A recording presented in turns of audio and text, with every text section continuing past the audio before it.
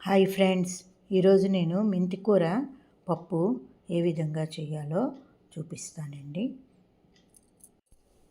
మెంతికూరని బాగా మనం నీళ్ళలో వేసి కడుక్కొని ఈ విధంగా కట్ చేసుకుంటామండి.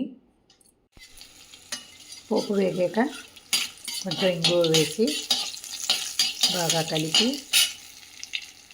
కట్ చేసి ఉంచుకున్న మెంతికూర పోపులో వేసుకొని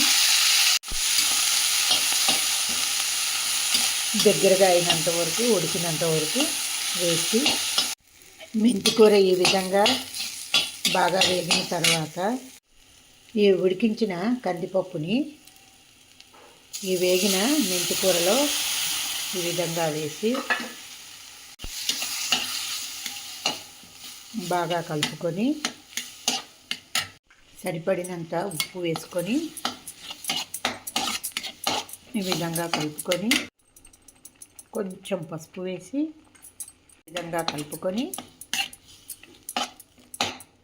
ఈ విధంగా బాగా దగ్గర పడిన తర్వాత మనం గ్యాస్ ఆపేస్తామండి.